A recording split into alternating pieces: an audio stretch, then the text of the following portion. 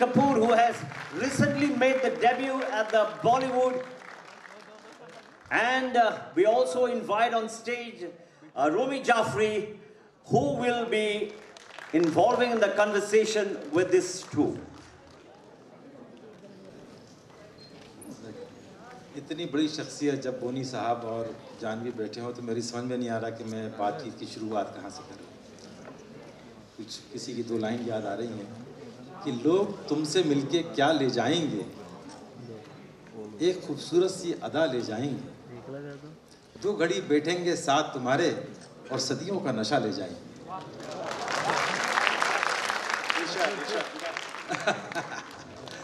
दोबारा जब बोनी साहब हों, मतलब वैसे तो आप बात कर सकते हो, लेकिन जब इनसे कुछ सवालात करने हो, कुछ पूछना हो तो बहुत सोचना पड़ता है। चलो शेर दोबारा बोलिए, राहुल साहब ने सुना नहीं। लोग तुमसे मिलके क्या ले जाएंगे, एक खूबसूरत सी अदा ले जाएंगे, दो घड़ी बैठेंगे साथ तुम्हारे और जिंदगी भर का नशा ले जाएंगे। किरण साहब समझ लिया आपने कि दोबारा रिपीट कर रहा हूँ? एक चीज़ अभी मेरे जहन में आ रही थी तो मैं शुरुआत में पूछना चाहता हूँ कि इंडस्ट्री में एक चीज़ मैंने आज रात को से सोचना शुरू किया कि जो तिकड़ी आई है इंडस्ट्री में, मतलब तीन लोग एक फैमिली के, ये राज कपूर, शम्मी कपूर, शशि कपूर, है ना, BR चोपड़ा, यश चोपड़ा, धर्म चोपड़ा, बोनी कपूर, अनिल कपूर, संजय कपूर, इन सब में बहुत नाम कमाया, लेकिन बड़े भाई का रोल बड़ा इंपॉर्टेंट रहा है। सब कुछ करने में, सब संवारने में और खड़े रहने में बड़े भाई का सब जगह बड़ा इंपॉर्टेंट रोल रहा है। इसके बारे में आप क्या बताएंगे? मैं बड़ा भाई था, बड़ा भाई हूँ और बड़ा भाई रहूँगा। उसकी क्या क्या जिम्मेदारियाँ होती हैं और क्या आपने किस तरह से किया? जो बड़े भाई की जिम्मेदारी होती है वो पूरी मैंने की और अभी भी कोशिश कर रहा हूँ पूरी करते रहूँ। नहीं, अब तो बड़े भाई के साथ साथ आपको एक फादर होने के नाते और भी जिम्मेदारियाँ बढ़ गई हैं। एक हीरो घर में है, एक स्टार हीरोइन है, एक फ्यूचर में बनने वाली स्टार भी है घर के अंदर। खैर अब आदत सी हो गई है कि हर चीज़ को संभालने की और हर चीज़ को प्रोजेक्ट करने की, हर चीज़ को सपोर्ट करने की। पहले भाई थे, आज भाई भी हैं, साथ साथ बच्चे भी हैं। ना सिर्फ मेरे, अनिल के भी बच्चे मेरे बच्चे हैं, संजय के बच्चे भी मेरे बच्चे हैं। और ये रिस्पॉन्सिबिलिटी, मतलब मैं तो यही दुआ करूँगा ऊपर वाले से, भगवान से, कि मुझे इतनी ताकत और शक्ति दे कि I should continue in the same spirit. क्या बात है, क्या बात है। मैं एक चीज़ बोलना चाहती हूँ पापा के बारे में, जो जिम्मेदारी नहीं भी है वो अपने आप पे ले लेते हैं। बिल्कुल सही बोला, बिल्कुल सही बोला, सबका बिल्कुल। और आपको एक बात बताऊँ, आप गौर करेंगे क्योंकि हम यहाँ बहुत इन्फॉर्मल ढंग से बात कर रहे हैं, है ना, कि आप, मतलब सॉरी बोली साहब, लेकिन मैं सबके सामने बोल रहा हूँ, आप अगर नोटिस करेंगे इस घर में सबके बाल घने हैं, सिर्फ बोनी साहब के कम है, क्योंकि इन्होंने इतना स्ट्रेस लिया है। हम लोग देखते रहते हैं, बैठ के वैसे ऐसे करते रहते हैं, तो बोनी साहब तो सारे इंडस्ट्री का, खानदान का, दोस्तों का, सबका बोझ लेके बोनी साहब ने अपने बाल कुर्बान किए। उनके बालों के लिए तालियां। बालों के लिए नहीं, बालों की कुर्बानी के लिए। देखिए सर, क्या है कि हम हिंदुस्तान में बैठ के बात कर रहे हैं और इंग्लिश में भी करेंगे। जवाब। दूसरी बात आपको एक बात बताऊं, मैं कल ये बात कर रहा था कि I know that this is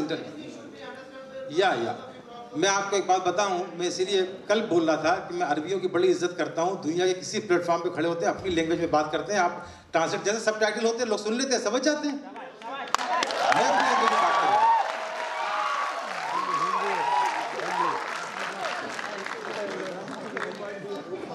खैर, अगर जानवी और बोनी साहब चाहें तो जवाब दे सकते हैं आप लोग को अंडरस्टैंड करने के, लेकिन मैं अपनी जबान में ही बात करूंगा। मैं आपके लिए और हमारे फॉरेन डेलीगेट्स के लिए उनका क्वेश्चन इंग्लिश में रिपीट भी करने की कोशिश करूंगा। पूरी कोशिश में करूंगा ताकि हर यहाँ पे मौजूद शख्स को समझ आए कि हम कितनी एक दूसरे के बारे में तारीफ कर रहे हैं। अच्छा, फिर बोनी साहब से पूछ लेता हूँ एक और सवाल ध्यान में आ रहा है कि इससे पहले कि हम शुरू करें, मैं अर्जुन की तरफ से माफ़ी मांगना चाहता हूँ। उसका आने का पूरा इरादा था उसकी एक नई फिल्म शुरू हो रही है पानीपत, जिसके लिए उसके लुक के लिए उसको काफ़ी कुछ अपने पर्सनालिटी में चेंजेस करने थे। तो इस चक्कर में वो नहीं चाहता था कि इतने बड़े प्लेटफॉर्म में विद हिज न्यू लुक और the look that he desires for his new film he comes and exposes before the film producer और the director decides to reveal the first look. So that's the reason he couldn't make it. In fact, I was telling Rahul and the other concerned people that he is intending to come, but there is a possibility that he may not be able to come. पूरी कोशिश की मैंने भी, राहुल साहब ने भी, राहुल साहब ने डायरेक्टर से ही बात की, मैंने पूरी चीज़ समझ के फिर मैंने कहा कि ये पॉसिबल नहीं है, क्योंकि जो प्रोड्यूसर डायरेक्टर के प्रेरोगेटिव के फर्स्ट लुक वो रिवील करे, वो उसके साथ ही रहना चाहिए, उसके पास ही होना चाहिए. और इतनी बड़ी महफिल में अर्जुन अपने आप को छुपा के बैठे तो फिर लगेगा अर्जुन की जगह हमने किसी बेहरीवे को बिठा दिया. आजकल वो घूम रहा है, अगर आपने इंस्टाग्राम में देखी होगी तस्वीरें, पूरा हुडी के साथ मास्क पहन के घूम रहा था कि उसकी लुक रिवील ना हो. Now you can continue. Have you followed my friend? Well, my apologies for Arjun not being here, because he is starting his new film in which his look is to be revealed by the producer and the director, which I respect the director's prerogative. It is something which he's got to do rather than, he doing it himself on an international platform here. Okay? एक और चीज़ बोनी साहब, कि आपने जो है golden era देखा है film industry का, आपने वो जो बीच में दौर आया था एंग्री यंग मैन का, और आज का जब डिजिटल और मल्टीप्लेक्स का दौर है, आपने क्या फ़र्क महसूस किया है इस पूरे जर्नी में? रोमी साहब, मैंने इस इंडस्ट्री का तांबा ईरा देखा है, सिल्वर ईरा देखा है और गोल्डन ईरा भी देखा है. और इस वक्त मैं डायमंड ईरा देख रहा हूँ, और मैं समझता हूँ ये डायमंड ईरा कंटिन्यू रहेगा. फ़र्क क्या है? फ़र्क कुछ नहीं है. फिल्में बन रही है, हर आदमी उतना ही सिंसियरली काम करता है. पहले कुछ चीज़ों में डिसिप्लिन कम था, systems were not in place. हमारे यहाँ पे कई ऐसी चीज़ें थी जो सही तरीके से नहीं होती थी प्रोफेशनली. अब जैसे even the money matters used to be in grey and white. So all that has stopped. Everything has become more transparent, even where production is concerned, where distribution is concerned, and 99% or 98% where exhibition is concerned. So this is one big change. पहले ये होता था कि film जब release होती थी, we used to release films in 50 or 60 theaters all over the country, and maybe 10-15 theaters across the world. The last film, that's Thugs of Hindustan, was released across 7,000 screens. 7,000 cinema घर में लगा थे, जिसमें 5,000 हिंदुस्तान में theatres थे, 5,000 screens in the country, and about 2,000 screens overseas. Now this does not include China. This film is supposed to release in China too, and I'm sure there also they will have a release of almost 2,000 screens. So which means the time has come where the Indian films would be screened globally on almost 10,000 screens. क्या बात, इस तरह की तालियां होना चाहिए. 10,000 screen. ये diamond दौर है. मतलब तांबा दौर था, एक कॉपर इरा था, सिल्वर इरा था, गोल्डन इरा था. ये मैं समझता हूँ डायमंड इरा है. क्या बात. The business has become more streamlined. Actors have become more disciplined. हाँ, एक चीज़ कॉमन है, शॉर्टेज थी राइटर्स की उस ज़माने में भी, शॉर्टेज है राइटर्स की आज भी. ये एक हैंडीकैप रहा है हमारी इंडस्ट्री का. और मैं समझता हूँ धीरे धीरे जो नई पीढ़ी आ रही है, नए कॉन्सेप्ट लेके आ रही है, जैसे इस साल ही जो फिल्में चली हैं, mainly because of the content, not because of the star cast. Some major star cast films have failed, and upcoming stars or newcomers films have done extremely well. So this only speaks volumes of the kind of change and the evolvement of the Indian audience. And I'm sure that would make this a diamond era, as you would like to hear.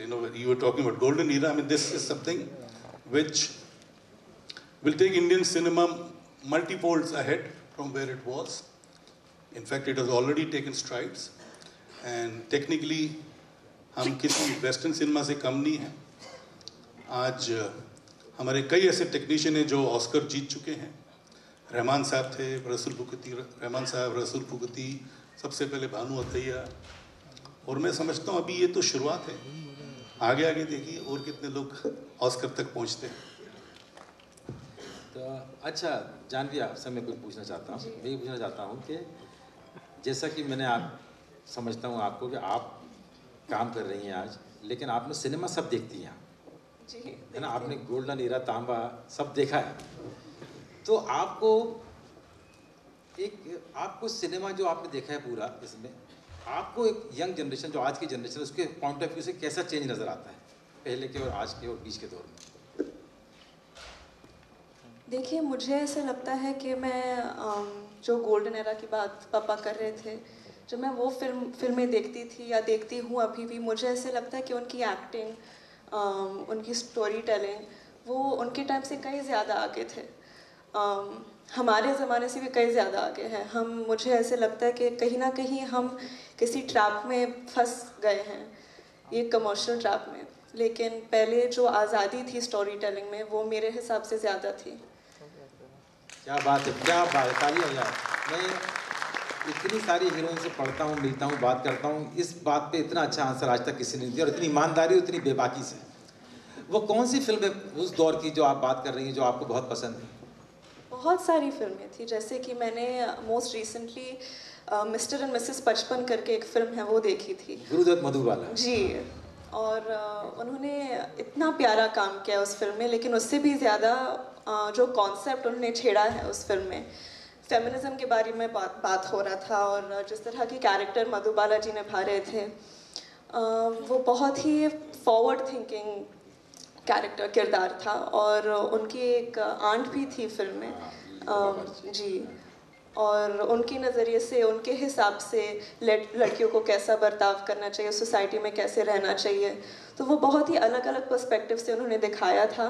और फिर भी कोई भी चीज़ को मतलब मुद्दे की तरह नहीं प्रेजेंट किया था, कहानी में बहुत ही अच्छी तरह से उन्होंने प्रेजेंट किया था, और मुझे बहुत अच्छा लगा। अभी जो भी फिल्म आते हैं, अगर फीमेल सेंट्रिक है या एक लड़की के किरदार के बारे में है, तो वो लोग अचानक से फीमेल ओरिएंटेड फिल्म या इसमें हीरो नहीं है तो बड़ा बात बना देते हैं। लेकिन तभी कितने सारे फिल्म्स थे, मदर इंडिया, चालबाज, सीता और गीता, सुजाता, बंदनी, ये सारे फिल्म तो मेन हीरो लड़की थी, औरत ही थी, और कभी उनको एक फीमेल ओरिएंटेड या फीमेल सेंट्रिक फिल्म का टैग नहीं बना। अच्छी बात है। और तुम्हारे मुँह से ये बंदनी, सुजाता सब सुन के बड़ा अच्छा लगता है कि मतलब तुम बहुत, मुझे ऐसा उम्मीद है कि बहुत हमको तुम्हारी बहुत अच्छी अच्छी परफॉर्मेंस फ्यूचर में देखने को मिलेंगी। देख लीजिए, बाप ने कमर्शियल एस्पेक्ट पे बात की और बेटी क्रिएटिव एस्पेक्ट पे बात करी। अच्छा, ऐसे में जहन में आया कि तो जो तुम पुराना सिनेमा देखती हो, तो वहाँ पे तुम्हारी फेवरेट एक्ट्रेस तुम्हें कौन लगता है कि ये ज़बरदस्त काम, ये बहुत अच्छी थी, मेरी फेवरेट? सारे एक्ट्रेसेस थे और सब इतने अलग थे एक दूसरे से। मीना कुमारी जी और वहीदा जी, रेखा जी, नूतन जी, लेकिन मुझे पता नहीं क्यों मेरी फेवरेट मधुबाला जी ही है। उनको शायद ज़्यादा क्रेडिट नहीं मिलता क्योंकि वो इतनी खूबसूरत है, लेकिन उन्होंने जो काम किया है, इतना स्पॉन्टेनियस काम किया है, वो मुझे नहीं लगता कि मुगले आज़म में उन्होंने जैसा काम किया है कोई और नहीं कर सकता। अच्छा, आज का नहीं पूछूंगा, पास के पूछूंगा, पुराने हीरो में। आज का हीरो नहीं पूछूंगा कौन फेवरेट अच्छा एक्टर? दिलीप जी और गुरुदत्त जी। क्या बात है, क्या बात है, सबके फेवरेट। तालियां दिलीप साहब के लिए, गुरुदत्त जी। अच्छा, मेरे फेवरेट शम्मी कपूर और राज कपूर। मुझे पता ना, रात को बैठ के शम्मी जी के गाने सुनते रहते हैं और फिर मुझे बुला के दिखाते, ये देखो ये सर कैसे हिलाया, ये एक्सप्रेशन कैसे दिया, और फिर खुद एक्टिंग करके मुझे बता। मैं कोशिश करता हूँ। पापा actually बहुत ही अच्छे डांसर हैं। क्या बात कर रहे हैं। अच्छा हाँ, ये बात। अच्छा, एक और चीज़ मैंने जो आपके बारे में सुनी है गोनी साहब, कि आप थिएटर करते थे कॉलेज में। ये मैं भी नहीं जानती थी एक्चुअली। हाँ, थिएटर करते थे, लेकिन आपने डिसाइड किया कि हम दो में से एक को हीरो बनना चाहिए, एक को प्रोड्यूसर बनना चाहिए, और आपने अनिल को हीरो बनाया और आप प्रोड्यूसर बने। देखिए, वापस जिम्मेदारी ले ली इन्होंने। नहीं, मैं थिएटर करता नहीं था। एक प्ले ज़रूर किया था जो अमजद खान साहब ने डायरेक्ट किया था। हम कॉलेज में थे, जेवियर्स कॉलेज में, वहाँ पे नाट्य मंडल हुआ करता था, अभी भी होगा। तो उस साल जिस साल हम दोनों साथ में थे, मतलब मैं 1 साल सीनियर था, अनिल 1 साल जूनियर था। एक्चुअली मेरे और अनिल में सिर्फ 13 महीने का फासला है। We grown up as friends. हम दोनों एक दोस्त बन के बड़े हुए और आज भी हमारा मिलने जुलने का और बात करने का अंदाज एक दोस्ती का ही है। खैर, बात करता हूँ मैं उन दिनों की जिन दिनों में हम कॉलेज में थे और ये नाट्य मंडल में प्ले हमको करना था।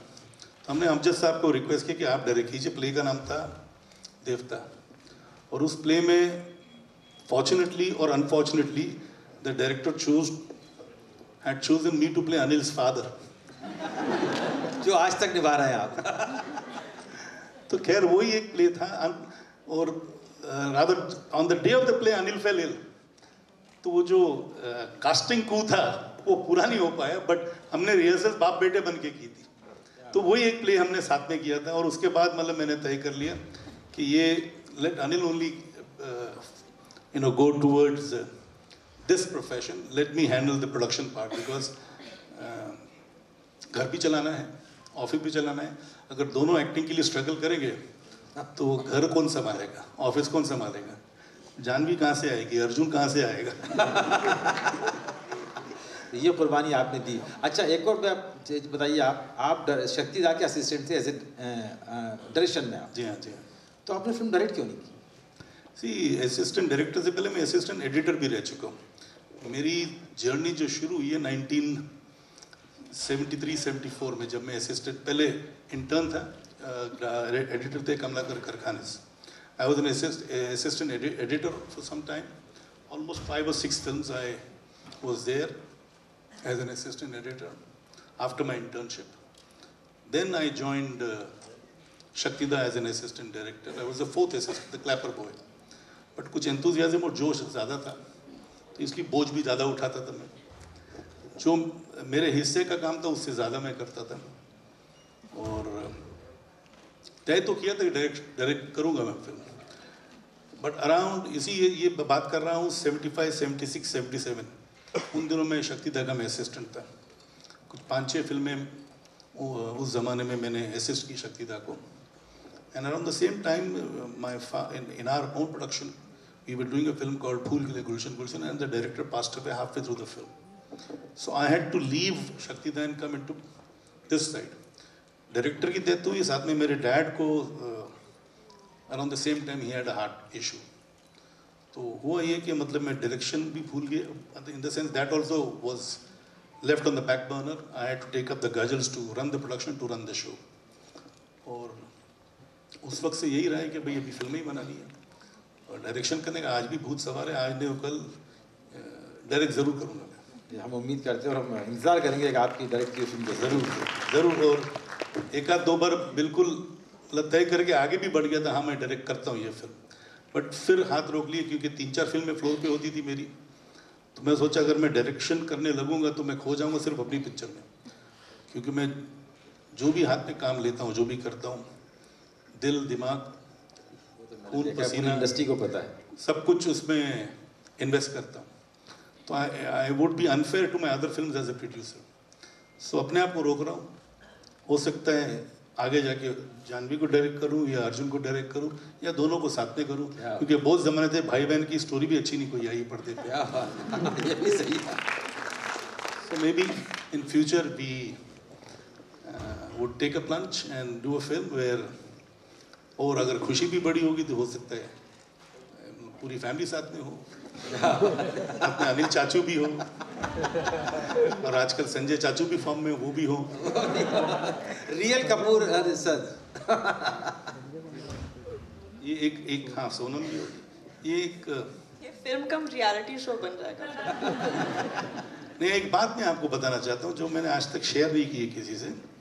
जब अनिल ने अपना फिल्म कैरियर शुरू किया था तो अनिल को ऐसा लगा था उसका जो नाम है अनिल कपूर कुछ बहुत कॉमन नाम है, तो उसने सोचा अपना नाम मैं चेंज कर देता हूँ, अचल कुमार कर देता हूँ। अचल मेरा रियल नेम है, मेरा पेट नेम है बोनी। तो हम बहुत करीब थे राज अंकल के, तो उन तक ये बात पहुँची और उन्होंने कहा ऐसा कभी नहीं करना। और बल्कि जब मेरी पहली फिल्म लगी हम 5 उन्होंने देखी तो उनका एक ही रिएक्शन था। एक कपूरों की नई शाख शुरू हुई। This is a new branch of Kapoor which has emerged.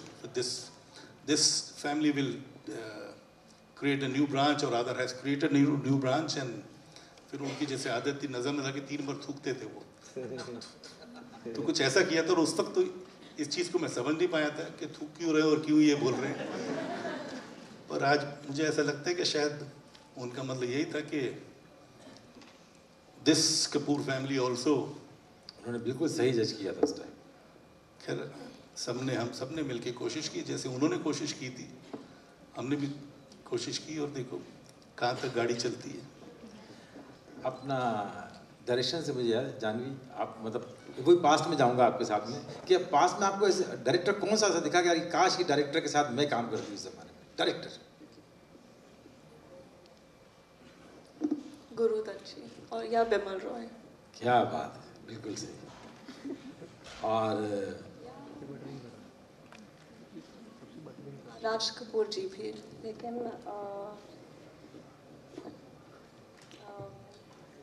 Charulata जिन्होंने बनाई थी सत्यजीत हम कैसे बोल सकते हैं, लेकिन सत्यजीत क्या बात है। मैंने एक्चुअली सिर्फ चारुलता देखी है, फिर उन्होंने एक और फिल्म बनाई थी जब मैं दिल्ली गई थी महाराज जी के साथ कथक सीखने के लिए, उनकी शागिर्द शाश्वती जी ने उन्होंने एक गाने में नाचा था और मैंने सिर्फ वो गाना देखा और जिस तरह से वो गाना में उन्होंने फिल्म आया था मुझे लगा कि काश मुझे ऐसे गाने में काम करने का मौका मिले। फिल्म का नाम मैं भूल गई, वो चेस के बारे में कुछ था। शतरंज के खिलाड़ी जी, शतरंज के खिलाड़ी। उसमें एक कथक पीस है। लेकिन आज तुमसे बात करके मुझे ऐसा लग रहा है कि बहुत साल के बाद लोग ये बात कर रहे होंगे कि जब जानवी ने बैठ के गोवा में ये बोला था कि मैं जब महाराज जी से सीखने गई थी और सत्यजीत, तभी हमको लग गया था कि ये हिंदुस्तान के सबसे बड़े आर्टिस्ट बने। इसकी सोच मेहनत इतनी अच्छी। तो अच्छा ये बताओ, मतलब जो लोगों का रिएक्शन था धड़क देखने के बाद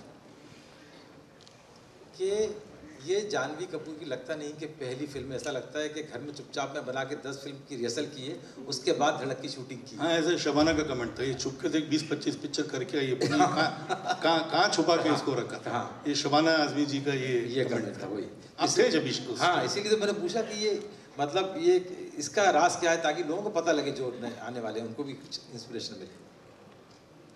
मैं क्या इंस्पिरेशन दूंगी लोगों को, मैंने तो क्या तैयारी अभी तक किया है। ये कमाल है सिर्फ नस्ल का।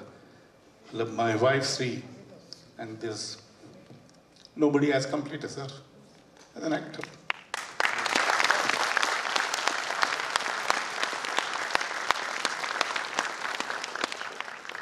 मैं मतलब जानबूझ के श्री जी की बात इसीलिए नहीं पूछ रहा था कि मुझे पता है कि ये इतना एक इमोशनल और ऐसी चीज़ है कि गोनी साहब और जानवी दोनों के लिए, मगर जब मैं कोई मतलब हम यहाँ फिल्म फेडरेशन के लोग हैं और मैं सिर्फ ये जानना चाहता हूँ कि जब मैंने सब उनके बारे में पढ़ा और सुना कि 30 साल में उन्होंने 300 फिल्म में काम किया। 30 नहीं 50 साल में शी स्टार्टेड, और 20 साल में उन्होंने सिर्फ 2 पिक्चर की। हाँ, लास्ट के 20 साल 30 साल में 2, 30 साल में 300 पिक्चर में काम। 3 साल में 298 फिल्में की और लास्ट के 20 साल में 3 फिल्में की। 297 और 3 फिल्में, क्योंकि एक तमिल पिक्चर की, इंग्लिश, एक तमिल पिक्चर और फिर मॉम। ये यूँ है कि उन्होंने काम 4 साल की उम्र से शुरू किया था जी। तो she played a child star across 4 languages, मतलब तेलुगु में, मलयालम में, तमिल में, कन्नड़ में, हिंदी में भी 1-2 फिल्में थी, जैसे जूली में थी, एक फिल्म थी सुनहरा संसार, उसमें भी काम शुरू किया था बट बीच में से उनको निकाल दिया था। I don't know for what reason, but ऐसे श्री का एक अंदर रंज था कि क्यों, मुझे आज तक समझ नहीं आया मुझे क्यों शूटिंग करके निकाल दिया था। बट वो भी एक पिक्चर थी जहाँ पे श्री जी ने चाइल्ड स्टार का काम किया था। और दूसरा एक सबसे बड़ी जो चीज़ है, पता नहीं कितने लोग जानते हैं, मैं ये शेयर करना चाहूँगा। She perhaps is the only actress who's acted with father and son as female star. धर्म जी के साथ भी, सनी देओल के साथ भी। Similarly in Telugu, Nageshwar Rao के साथ भी, नागार्जुना के साथ भी। And ये वो उन्होंने श्री जी ने नागेश्वर राव के साथ बेटी का भी रोल किया था। तो एक बार बेटी का पार्ट किया नागेश्वर राव का, दूसरी बार उनके ऑपोजिट काम किया, और तीसरी बार उनके बेटे नागार्जुन के साथ एज ए हीरोइन काम किया। I don't think there is anybody till this point of time who has had this kind of a widespread span or repertoire where work is concerned on Indian screen, be it any language, whether it's Hindi, Tamil, Telugu, Malayalam, Kannada. So 5 languages, and to be a top actor in all the 5 languages, and having done work as a child artist with the same actor, then opposite him as a heroine, and then opposite his son as a heroine. तो ये असली हिंदुस्तान की superstar जो तेलुगु, तमिल, मलयालम, कन्नड़, हिंदी सबकी superstar थी, ये असली star है हिंदुस्तान की। बिल्कुल। और इसके लिए एक बार जोरदार तालियां। इससे बड़ा या इनसे बड़ा स्टार मुझे नहीं लगता कोई। She deserves the highest respect and honor from all, whoever is a Hindi film fan or whoever is a film fan. Why Hindi? Because she was working across different languages. तो उनके मेरे को पता ना, फैंस को इतनी तसल्ली मिली जब उनको नेशनल अवार्ड मिला। ये पहला नेशनल अवार्ड, पहला नेशनल अवार्ड। जो लोग मुझे बोलते थे कि उनको तो सदमा में मिल जाना चाहिए था, लेकिन जब उनको मिला तो कितने उनके सारे जितने लाखों करोड़ों फैन को ये तसल्ली मिली कि नहीं वो डिजर्व करती थी पहले, लेकिन उनको नेशनल अवार्ड भी मिल गया। देर है दुरुस्त है, but unfortunately I really wish she was there to receive it herself. उनके होते हुए मिलता तो बात ही कुछ और होती। तो अभी क्योंकि अब इसकी ऐसी बात हो जाती है कि इसके आगे बात करना मुमकिन नहीं है। बहुत बोनी साहब को मैं जानता हूँ, मेरे भाई भी हैं, मतलब पर्सनली भी। मैं अभी सिर्फ एक चीज़ मुझे जहन में आई। एक तो जानवी की ज़बान इतनी साफ़ है, इतनी अच्छी, जो मतलब आजकल के नहीं तो सब बच्चे जो है इंग्लिश में बोलते हैं, इंग्लिश में सोचते हैं। मुझे लगता है कि जानवी हिंदी में सोचती भी, बोलती नहीं। तो तुमने 4 लाइन कुछ श्री जी के लिए, मम्मी के लिए लिखी थी, अगर तुम सुनाओ तो मुझे लगता है कि इस महफिल को वो बहुत अच्छा रहेगा।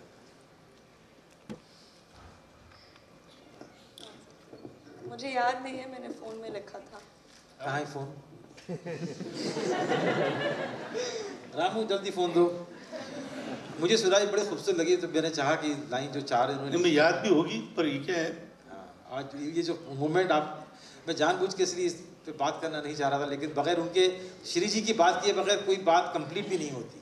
ना सिनेमा कंप्लीट होता, ना हमारी बात कंप्लीट होती, और ना हम कंप्लीट, ना बिल्कुल हम आज इनकम्प्लीट। वो तो मैं देखता हूँ, जब बोनी साहब का पेन मैं समझता हूँ कि मैंने श्री जी स्टार तो सब जानते हैं, लेकिन उनसे अच्छी वाइफ, उनसे अच्छी मदर मैंने अपनी ज़िंदगी में नहीं देखी। मैं अपनी माँ को ही बोलता हूँ कि मेरे आपके ख़ानदान में ऐसी वाइफ और ऐसी माँ मैंने नहीं देखी। जहाँ भी जाते हैं अभी इमोशनल अफेयर हो जाता है।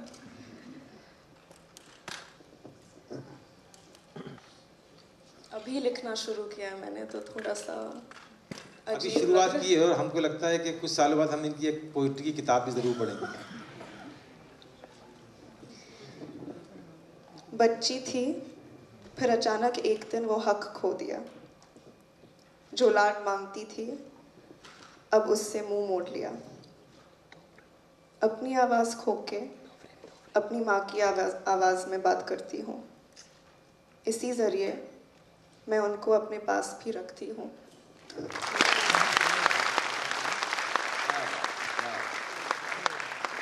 अब इससे आगे बात करने कुछ रह नहीं जाता। अगर आप में से किसी को कोई जानवी या बोनी साहब से कोई सवाल पूछना हो।